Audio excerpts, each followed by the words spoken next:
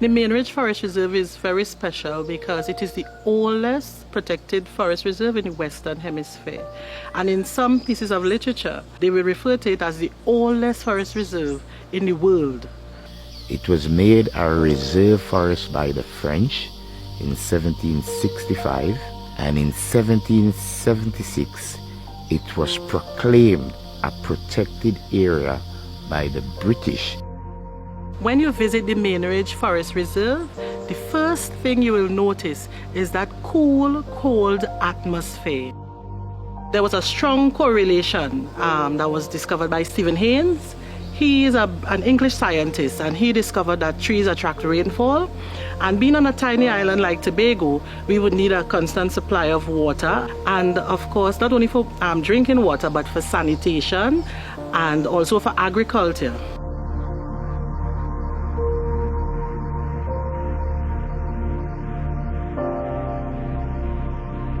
It's hard to describe how you feel when you go into the Main Ridge Forest Reserve.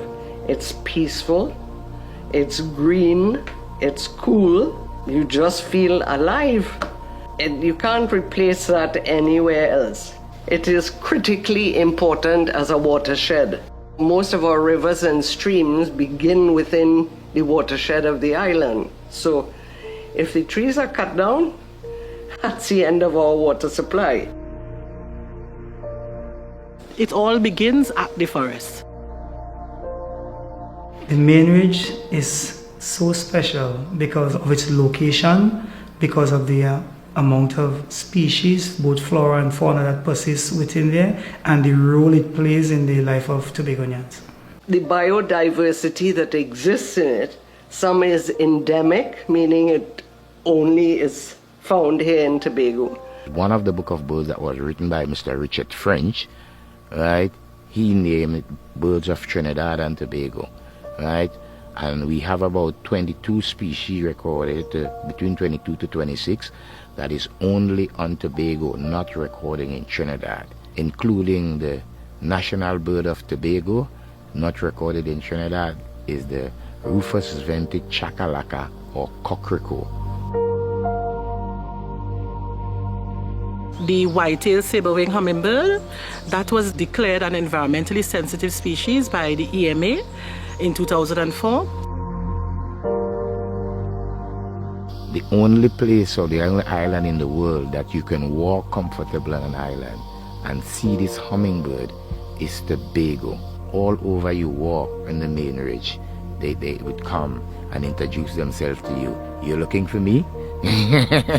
You can find the ocellated gecko, and this year they found a new species of snake called the Tobago stream snake. The forest is a virgin forest. Never feel the ravage of man cutting it down. It has a long history of not being disturbed except for Hurricane Flora, which took away 2/3 of the canopy. It took 30 years for that to come back. So it would be a disaster if anything happened to that forest, if we were allowing people to log or do stuff like that. Tobago's water supply wouldn't last long. The biggest threat to the Main Ridge, the forest reserve, is humans, like everywhere else. It is human beings who interfere with what is natural. The ease of access to the Main Ridge Forest Reserve, it can be accessed from almost all the villages from Moria straight to Castara. And sometimes people enter the Main Ridge without even us knowing, because there are so many entrances and exits that we cannot successfully police it properly.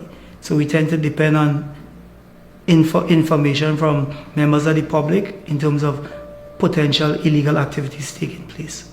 Overhunting, logging, taking things out of there that are not supposed to be taken, encroaching on the forest for housing, or planting gardens. None of that belongs within a forest reserve. So the biggest challenge that we face today is climate change. As we all know that climate change is real, it's here. The climate change could possibly cause drying out of the forest reserve. The range of species could change, causing a whole change in the ecology of the forest reserve. Another challenge within the forest reserve is the aspect of poaching or illegal hunting during the close season. When you overhunt, you will not be able to know how much wildlife we still have in Tobago, and there are wildlife that no longer exists in Tobago that was here before because of the overhunting. So with the open and closed season, it gives them the opportunity to at least manage the wildlife in a proper way. So if we're not out there enforcing that law, then it leaves us nowhere. Okay, eventually there will be a generation that will come that will not see the type of wildlife that we usually have in Tobago.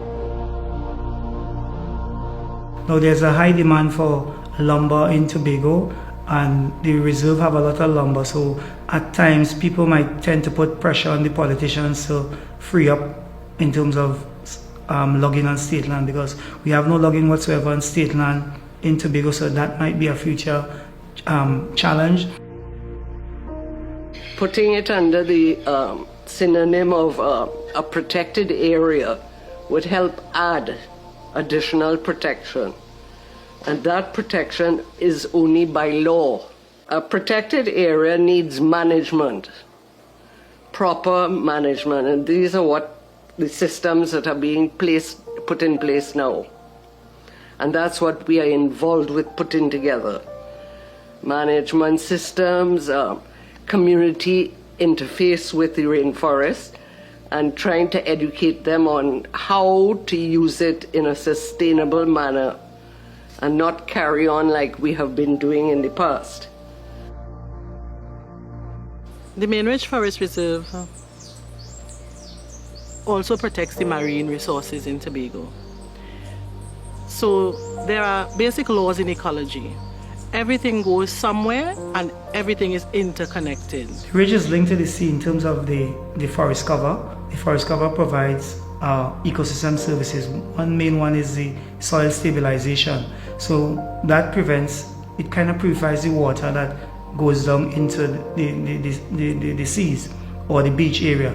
Also, if those trees weren't there, you'd have a lot more runoff in terms of the water, a lot more runoff, soil erosion, and the water in the seafront will be turbid, and that will affect the beachfront or the fisheries on the island. My hope is that people will learn to appreciate what it is and to help preserve it. Become stewards. That's what it's all about. Stewards of the environment, okay? We need it, and we need to look after it. The Mainridge is a unique place. Over 244 years ago, our colonizers saw it fit to protect the forest reserve, and it's there in April 13 next 2020 to be 244 years as a forest reserve, the first conservation effort in the Western Hemisphere. And we as Tobagonians and Trinbagonians should be proud of such a legacy, and we should continue to protect that legacy for future generations.